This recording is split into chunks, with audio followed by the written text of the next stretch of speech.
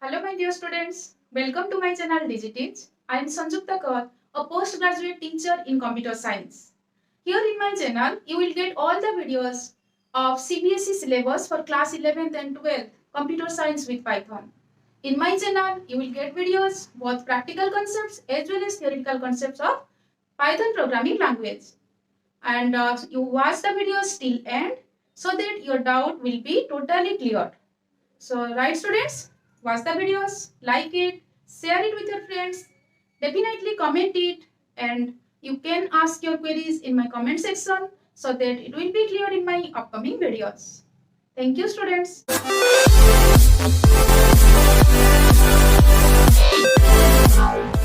Now, students, in this video, I will discuss the basic concepts of Python, that is known as Python fundamentals. This is your chapter 7, class 11, chapter 7, Python fundamentals. We can say that this is the first step to learn the Python programming language. If you don't know anything, then from this, if you watch these videos, then you can learn the Python programming language very nicely, right? So first, we will discuss the Python fundamentals, basic of Pythons. And here I want to discuss Python character sets, right, students? So any programming language, whatever the characters we are going to use, then these characters are known as character set, right? So character set is a valid characters that a programming language can recognize. A character represent any letter, any digit, any symbols, and you have to remember, students, Python support Unicode standard, Unicode encoding standard. Also ASCII code also, but you know that Unicode is a superset of ASCII code, right? So Python supports Unicode encoding standards. Now Python follows the following character sets, right? Like our letters, we can use capital A to capital Z and small a to small z. That means when you write a program by using Python programming language, then you can use this capital A to capital Z as well as small a to small z. Next is digits. You know that 0 to 0, 1, 2 to 9. There are 9 digits we have and we can use these digits also. Now special symbols, students. What are the special symbols you can use? There are so many special symbols we will use to write a program in Python. For example, that hashtag, okay. Similarly, comma. Next is quotes, single quotes, double quotes, and bracket, square bracket, round bracket. Round brackets are also known as parentheses, right? And curly bracket. All these special symbols we will use. Colon sign we will use. Dot operator we will use. That means these are the special symbols we will use in our Python programming, right? White spaces also, some white spaces. What is that meaning of white spaces? Here, white spaces means like our tab key also we will use, enter key also we will use, backslash also we will use. So these are the white spaces we will use. Is that clear? Now other characters, that means so many characters are there in we can use in our Python programming language. So normally these are the character sets of Python. These letters A to Z, capital A and small a to Z. Here I want to mention one important thing, that Python is case sensitive programming language, students. What is the meaning of case sensitive programming language? That means uppercase characters and lowercase characters both are different, right? So here we will use capital A to Z as well as small a to Z. Similarly, digits 0 to 9, special symbols, all these character sets are used by us when we will write a program using Python programming language, right, students? Now, students, we will discuss about tokens of Python. So what is a token? That is, token is the smallest unit of our program, or we can say that the smallest unit of a program is known as token, as well as it is also known as lexical unit of program, right?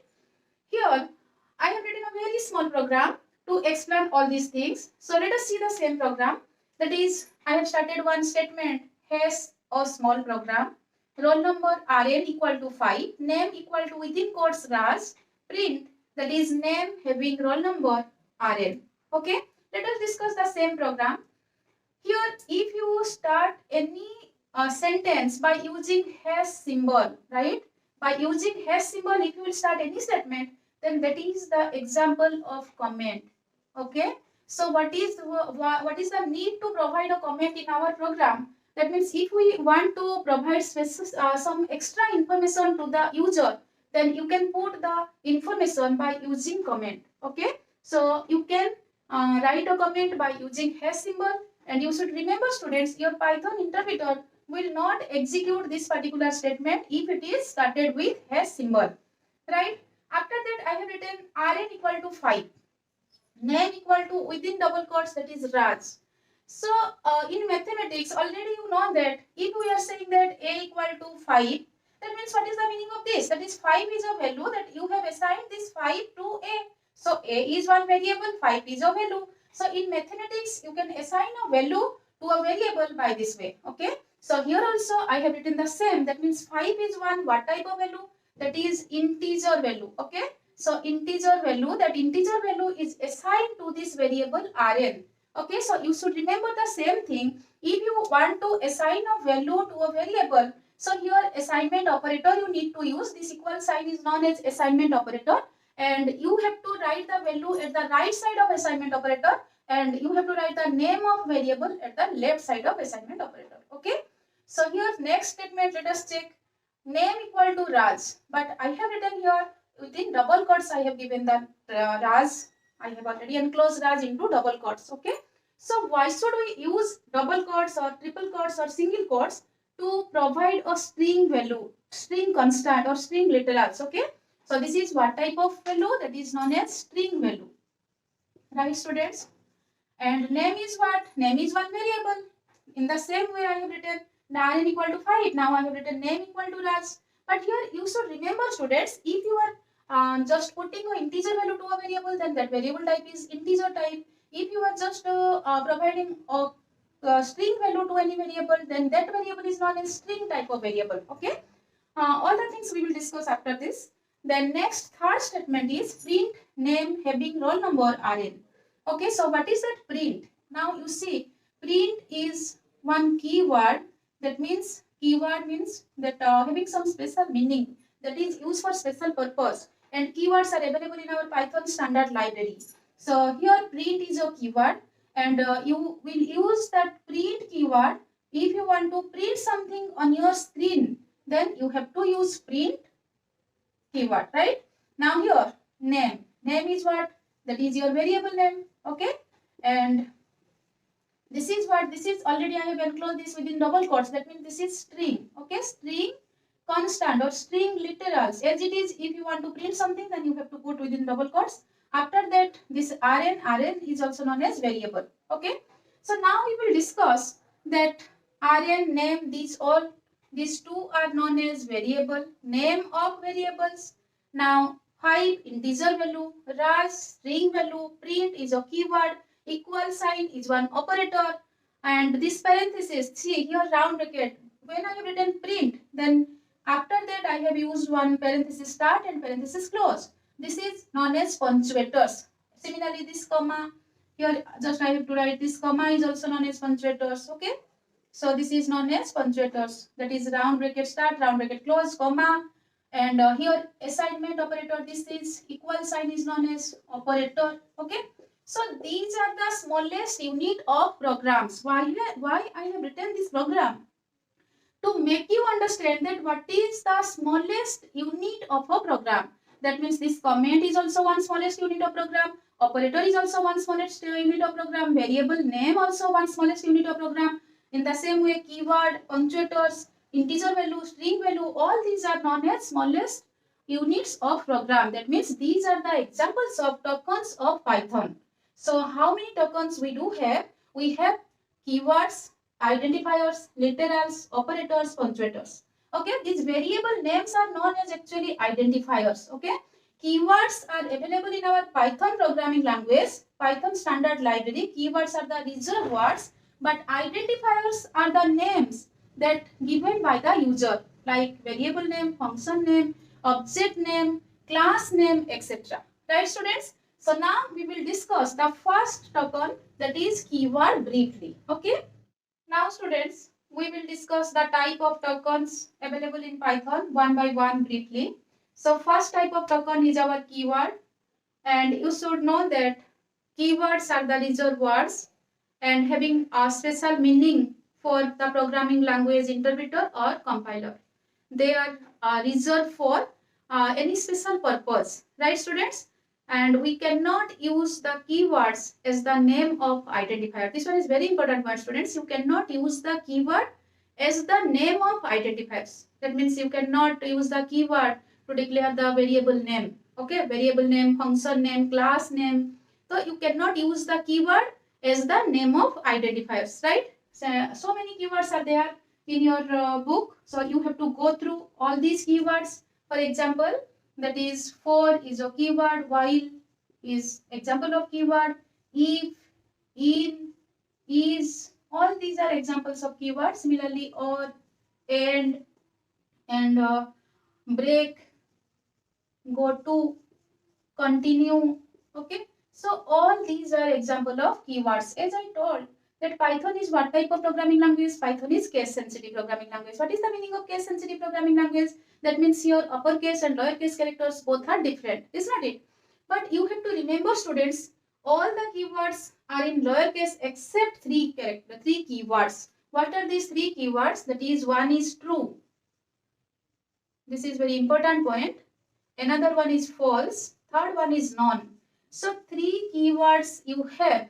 That means the starting character of these keywords are in capital letter, right? Exceptional case, you can remember the same. You have to remember the same. That means such type of questions are also there that identify the keywords. So if it is written that false, all are in small letter, then that is not the example of keyword. If it is written true, TRUE, but in T is in small letter, so this is also not the example of keyword. That means you can declare this as an identifier, right students? So there are three keywords you have having the starting character as capital letter and other keywords are already in small letters, right? So this is very important point you need to remember.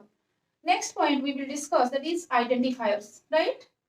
Now students, next type of token is our identifiers, right? So identifiers are the fundamental building block of any programming language, and identifiers are used as the names given to different parts of your program. For example, variable names, function names, and class name, object name. So these names are known as identifiers. Already I have discussed. For example, if I want to declare a variable a equal to 5. Now a is the example of that is identifier. Is that clear?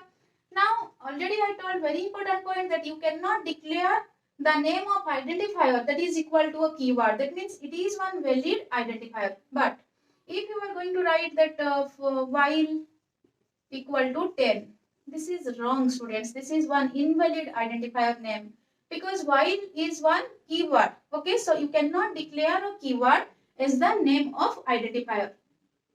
Similarly, next is what? Next important point about identifiers, that is one identifier should start with one alphabet, that is ABC equal to 50. Okay, this is one valid identifier. That means capital character, capital letter, small letter you can use. And one special symbol you can use in that identifier part, that is your underscore. So you can start one identifier from underscore as well as any character. That means any letter, capital A or small a or capital letter or small letter, right? So if you are using underscore name, then this one is valid. This is one valid identifier. But if you are using first hyphen name, other than underscore, underscore is one special symbol. So other than underscore, you cannot use any special symbol to declare the name of an identifier. This one is very important students. Identifier का जो name आप declare करोगे उसमें सिर्फ दो चीज से आप स्टार्ट कर सकते हो. एक है कोई भी कैपिटल लेटर या स्मॉल लेटर से स्टार्ट कर सकते हो या फिर अंडरस्कोर से स्टार्ट कर सकते हो. बट आप किससे स्टार्ट नहीं कर सकते हो? आप कोई नंबर से स्टार्ट नहीं कर सकते हो और कोई भी स्पेशल सिंबल आप अपनी आइडेंटिफायर में इंक्लूड नहीं कर सकते हो. नंबर आप इंक्लूड कर सकते हो. This is one invalid identifier due to hyphen, right? So you have to identify which one is the hyphen and which one is the underscore. Underscore just we need to write downwards. Hyphen we have to write at the middle part of our line, is not it? Similarly, if I write 3AB, this one is valid identifier or not? No, this is invalid. Why it is invalid? Because I have started my identifier name that is from an integer, from a digit. but you can write AB3. This is valid. That means you can continue or you can keep one digit in the part of an identifier name, but you have to start with the identifier name from the letter or underscore. Understood all of you? That means जब भी आप कोई भी identifier का नाम define करोगे तो आपका आइडेंटिफायर का नाम कोई कैरेक्टर्स से स्टार्ट होना चाहिए या फिर अंडरस्कोर से स्टार्ट होगा. उसके बाद आप नंबर अपने आइडेंटिफायर में इंक्लूड कर सकते हो, बट आपको स्टार्टिंग कैरेक्टर जो होगा वो आपकी एक अल्फाबेट हो सकता है, चाहे स्मॉल चाहे कैपिटल. आप अपने आइडेंटिफायर के नेम पे डिजिट्स इंक्लूड कर सकते हो एंड स्पेशल सिंबल कुछ भी आप इंक्लूड नहीं करोगे other than underscore. For example, if I am going to write one identifier name, that is last @ name, is this one valid identifier? No, because @ symbol is not allowed. Suppose my name, is this one valid identifier? Obviously no. Why? Because space is there, students. So space is also one special symbol and we cannot keep any space at that identifier name. So these are the rules, students, you have to follow to declare any identifier in your program. Right, students? And identifiers are the name of variables, name of functions, name of object, name of any class, all the things. That means user will give the name that these names are known as identifiers. Hope all of you understood the concept of identifiers. This next type of token, that is literals. Now we will discuss about literals. Okay. So what is a literals? That is literals having some fixed values or constant values. Okay, literals known as constant values or fixed values. Python allows several literals to us. First one is string literals. Okay, type of literals we will see. That is literals means constant values, fixed values, right? So here first type is our string literals. So what is a string literal? String literals means if you will enclose any symbol within single quotes, within double quotes or within triple quotes, then these are known as string literals. Right, students? What I told now, if you enclose any symbols, any characters, any text within single quotes, within double quotes or triple quotes, then these are known as string literals. For example, suppose if I will enclose A within single quotes, then this is one example of string literal. If you will enclose 1 within single quote, 1 is a digit, but here it is considered as a string literal. Why? Because I have enclosed this 1 within single quotes. Similarly, you can enclose 2, 3, 5 within double quotes, A, B, C within 3 quotes, apostrophe S, 3 apostrophe S, how you have to start, you have to close. So these all are known as string literal, students. That is, we will not consider that whether you are enclosing the within that quotes, you are writing the text, you are writing the characters or you are writing the digits. If you are writing the digits, storing the digits within single quote, double quotes or triple quotes, then also these are known as string literals. Right, students? So these are known as string literals. That means we can store any characters, any special symbols, any digits within single quote, double quotes or triple quotes. Then these are known as string literals. Fixed values. For example, suppose if you will write that name equal to Raj. So this Raj is what? One string literals. Literals means constant. Constant means fixed values, right? So Raj is of fixed values, constant values that I have assigned to this variable name. So name is one variable here. Raj is one string literal, string constant. Is not it? Similarly, if you will write that A equal to 578. But here you have enclosed this within double quotes.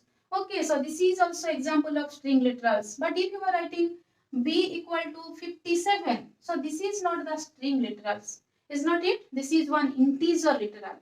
So string literals means having some, if you are writing any character, any text within single quotes, within double quotes or triple quotes, then these are treated as string literals.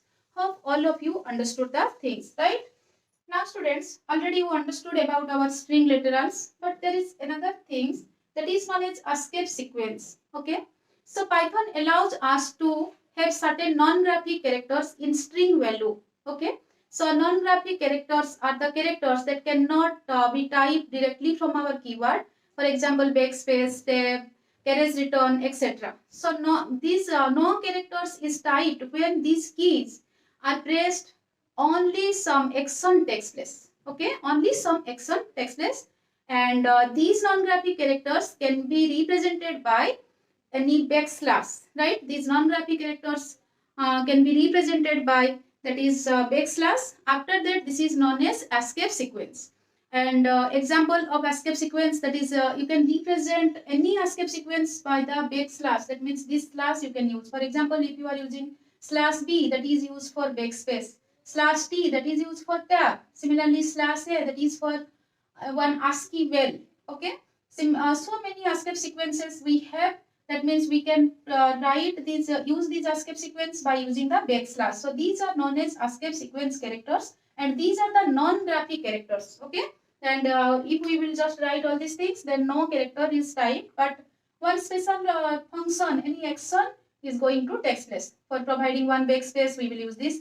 For providing one tab space, we will use this. So we will use this backslash. Similarly, to put any apostrophe s, then you have to use this one. So these are the example of your escape sequences, right students? Now students, after discussing string literals, we will discuss second type of literals, that is numeric literals, right students? What is the name? That is numeric literals. What do you mean by numeric literals? Okay, from the name you can now you can understand that yes, numeric literals means we can store any integer value, any digit, any numbers, is not it? So Python follows three types of numeric literals. One is integer literals, second one is float literals, and third one is complex number. Okay, that means Python follows different numbers like integer. What is that meaning of integer? Integer may be positive value or maybe negative value. That is also known as signed integer. Okay, for example, plus 17, minus 17, all these are the example of integer literals, right? Similarly, next one is float numbers. Okay, float numbers are also known as the real numbers, having some decimal part, fractional part. Okay, but integer numbers have no fractional part. That is, these integer literals are also known as whole numbers, right? But float numbers are also known as real numbers and having some fractional part, and decimal point is there. And another type of number is complex number. Okay, so complex number is what? Complex number is your in the form of a plus bj form, right? So here first I want to discuss numeric literals. First one is integer. So what is the meaning of integer? Integer means whole numbers. Okay, whole numbers may be positive, may be negative. Suppose example, plus 17, minus 18, and only 5. 5 is already considered as plus 5. Okay, so this integer means whole numbers having no fractional part. Only whole numbers are there. May be positive, may be negative, and if you are writing no sign, then that is considered as positive number. After that, float numbers. Okay, so float numbers are also known as real numbers. Okay, real numbers having fractional part. This is very important. Float numbers having fractional part. For example, 7.5 may be positive, may be negative. 3.2 minus 4.5. But here I want to just give some example. If you are writing that 7 point, then that is considered as 7.0. Okay, so these are the example of float numbers or real numbers. Now next one is what? Complex number. Okay, what is the meaning of complex number? Normally we will not use that complex number in this 11th 12th standard, but when you are just going to higher level, then you can use the complex number. But you should remember that complex numbers are in the form of a plus bj form. Okay, what do you mean by a plus bj form? That is, a and b are known as real part. Okay, that means fractional value may have, and j is what? This is known as imaginary part. So complex number consists of two parts. One is real part and second one is imaginary part. So this part is known as real part and this part is known as imaginary part. J stands for imaginary part. So in this form, you can represent a complex number in your Python program. Right, students? Hope all of you understood about the these three types of numeric literals, that is integer, float and complex number. According to your requirement, you can define these literals in your program. Right, students? Now students, we will discuss the integer literals briefly. Basically, there are three types of integer literals we do have. That is, one is decimal number, octal number and hexadecimal number. As we discussed, that is integer literals are the whole numbers and without any fractional part. And we can declare the integer literals both positive and negative also. That is known as signed integers. Now first we will discuss the decimal numbers. The same as integer literals. That means decimal numbers are the sequence of digits and without any fractional part. Without any fractional part. For example, if you are going to write suppose plus 20, then it is okay. Minus 50, then it is okay. Plus 170, then it is also okay. One example of decimal number. Here we will use the digits from 0 to 9. Right, students? And similarly, 55, it is also automatically considered as plus 55. Okay. So these are the examples of decimal literals. In our day-to-day life, we are using the same, that is decimal numbers. Understood? Next is octal numbers. Already in our data representation part, we have discussed what is the octal number, what is an hexadecimal number. In octal number, we can use the symbol 0, 1, 2 to 7. Similarly, in hexadecimal number, we will use the symbols 0, 1 to 9. After that, F that is used for 10, B, C, D, E and F. F is used for 15. Right, students? But how will you represent any octal number in your Python programming language? So here, octal numbers are the sequence of digits followed by 0, O. You need to remember, students, if you will write the sequence of digits starting with the digit 0, after that you have to write that capital O, then O letter O, then that is known as octal number. Okay, let us take one example. For example, 12 is one decimal number. Okay, 10. Then do you know what is the octal representation of 12? I think all of you know. If you have watched my video, then you remember the things. If that one is one decimal number 12, then how can you convert this into octal? You have to divide the 12 by 8. So 8 ones are 8. Then your remainder is 14. 4. Sorry, 4. 4 is your remainder. Now this is what? 1, 4. So this is your octal representation of decimal number 12. Right, students? Now, how will you represent the octal representation of 12 in your Python programming language? Here you need to start digit 0, then O letter. After that, you have to write 14. So this is the octal representation of 12. But here in your Python program, how will you write? Starting from 0, then you have to write O. After that, you have to write the octal representation of this 12. And how will you write in your program? You can execute this also. If you are writing x equal to 0 or 1, 4. After that, if you want to print the value of x, then your interpreter will give you the result, that is 12, that is decimal number. That means internally it has converted that yes, this one is one octal number, user has written. So now I have to convert this octal into decimal, then it will display the value 12. Hope all of you understood. But suppose invalid octal number, if you are writing 0 or 9, 2, this one is invalid octal number. Why it is invalid? Because 9 is not included in our octal numbers, octal symbols, right? So this one is invalid. Next is hexadecimal number. How will you represent one hexadecimal number in your Python programming language, students? That hexadecimal numbers are the sequence of digits starting from 0. After that, capital X or small x you can write. Then you can write your hexadecimal number. That means, suppose your decimal number 12, that can be represented by hexadecimal, that is 0xc. In your Python program, how will you execute? Suppose one variable is, suppose var equal to 0axc. Then print var. Now your interpreter will give you 12 only, because your interpreter knows that capital C is used for 12. So decimal value is 12. Hope all of you understood the concept. Students, we will discuss floating point literals. This is also known as real literals. And real literals means that this known as the number known as real literals or floating point literals having fractional part. Okay. So there are two ways or two forms that you can represent any floating point literals. One is for fractional form and another one is exponent form. Okay. So in fractional form, a real constant in fractional form must have at least one digit with the decimal point. Okay. Either before the decimal point or after the decimal point. That means decimal point will be there and before or after any digit will be there. For example, if we are writing 2.0, then this is example of your floating point literal. Similarly, 2.5, and it may be positive, may be negative, there is no problem. 4.5, like this. Similarly, 7 point, it is also considered as floating point literals. Right, students? But if you are writing that only 7, so this is not that example of floating point literals because no decimal point here.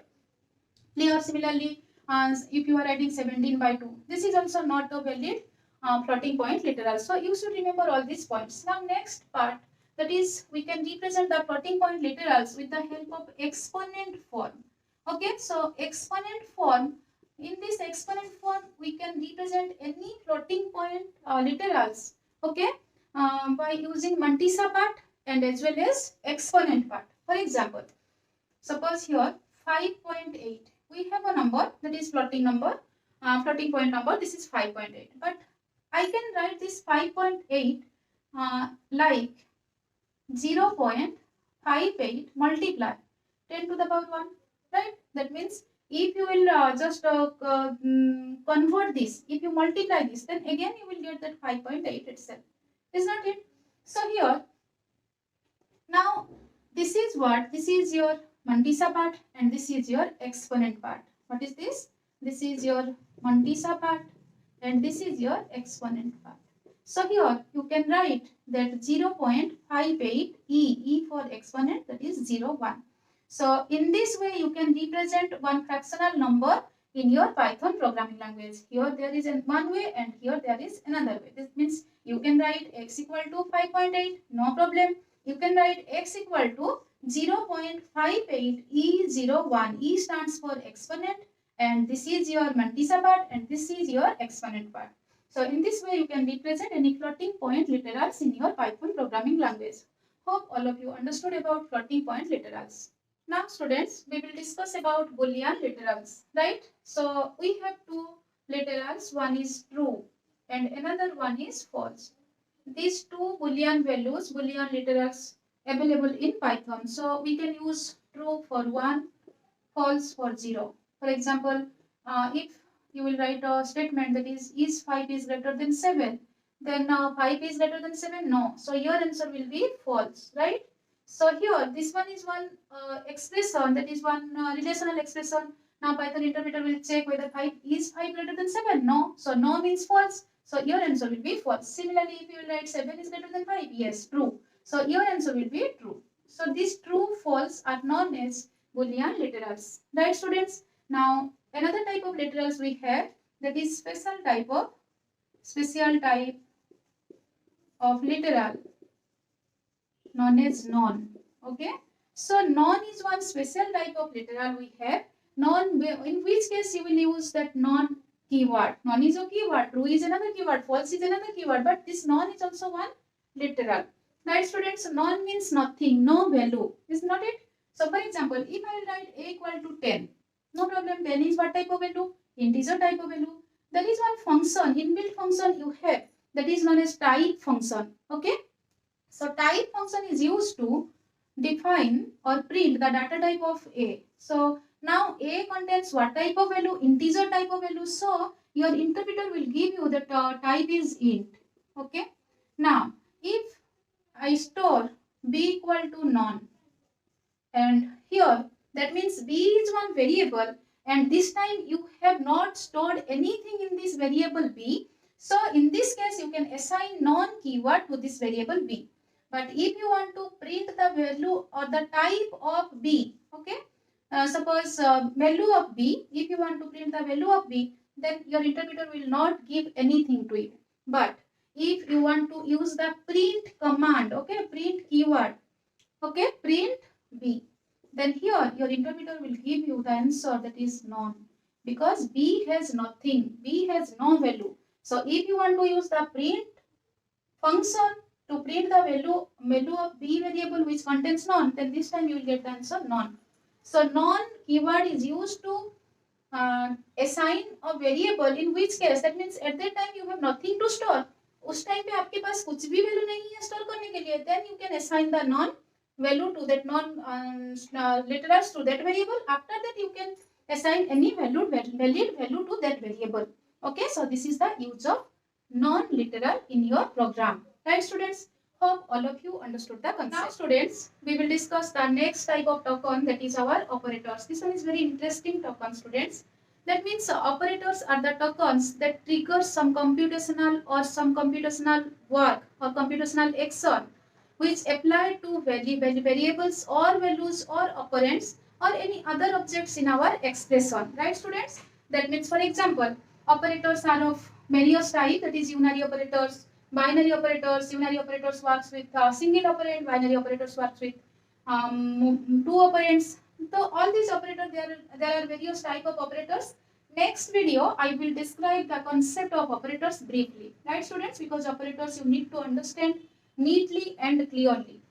Next one is punctuators. So punctuators are the special symbols we will use in our Python program. And these are the symbols in our Python programming language to organize the programming structure or programming sentence. Okay, without these punctuators, we cannot organize our programming structure. For example, suppose already I have discussed one sentence, print. So print is a function where you need to use this parenthesis, right? So this is example of your punctuators. Similarly, list is another variable, that is list. List is one list type of variable. We have to use square bracket. Similarly, curly bracket we need to use in our program to define another type of variable. So all these symbols are known as punctuators, and we will use all that symbols and we will discuss all the things briefly in our next part, right, students? But here I want to just give one important information to you, that whatever I have taught in this video theoretically, all the things I will just provide practically also. And in this video, below the description part, I will provide the link of the practical of all the literals, all the tokens, keywords, identifiers, literals, operators, punctuators. How will you declare all these things in your Python program, right, students? So that video also you need to watch. After watching the video, that means theory and practical, after that you can clear your doubts fully. So watch that videos also, students. So thank you, students. Thank you very much.